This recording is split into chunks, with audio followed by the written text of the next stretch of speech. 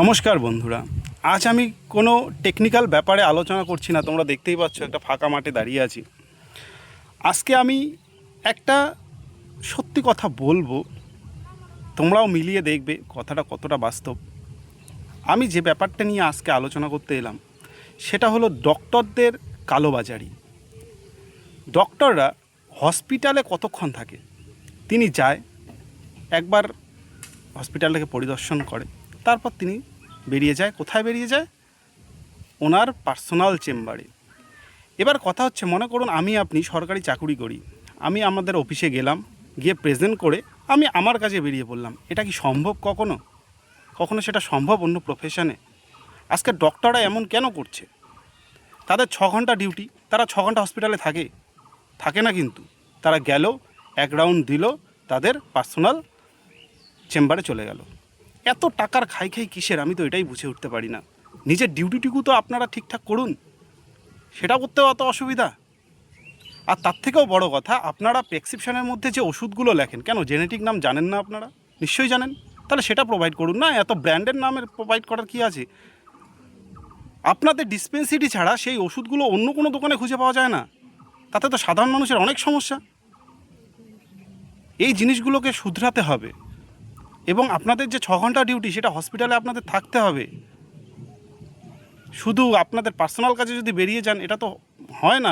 তাতে হসপিটালের পেশেন্টদেরও অসুবিধা, এবং আপনি যেখানে যাচ্ছেন একটু পরপর হসপিটালে উঠে আসেন যদি কোনো এমার্জেন্সি কেসে, সেখানে যে পেশেন্টগুলো বসে থাকবে, সেখানকার পেশেন্টগুলোরও তো অসুবিধা।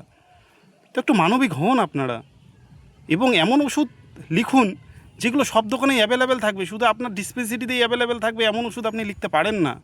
পারলে জেনেটিক নাম ব্যবহার করুন না। তোমাদের কাছে এটাই আমার আবদার, ভিডিওটিকে অনেক শেয়ার করো, যেন আমাদের মাননীয় মুখ্যমন্ত্রী যিনি আছেন শুভেন্দু অধিকারী, তার কাছে পৌঁছায়, এবং এই ব্যাপারগুলো যেন বন্ধ হয়, কারণ এগুলো বন্ধ হওয়া উচিত। আর আমি জানি একমাত্র শুভেন্দু অধিকারী মহাশয়ই পারে এই জিনিসগুলো বন্ধ করতে, কারণ যদি আগের সরকার পেত তাহলে এতদিন করত।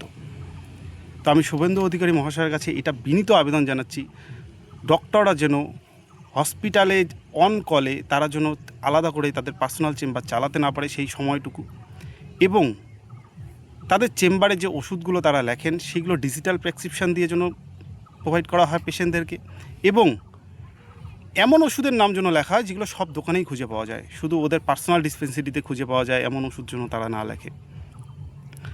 তো এই জিনিসগুলো যেন শুধরানো হয়, আমি এটা জানিয়ে শুভেন্দু অধিকারী মহাশয়কে করজোরে প্রার্থনা করছি। সাধারণ মানুষের খুব অসুবিধা হচ্ছে।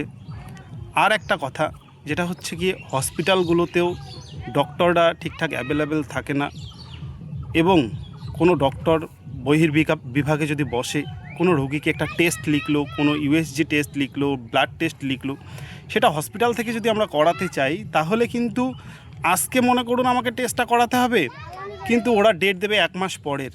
আরে রোগ হয়েছে আমার আজকে, আমি 1 মাস পরে টেস্ট করে কি করব? এই দিকটাও ভেবে নেওয়া উচিত।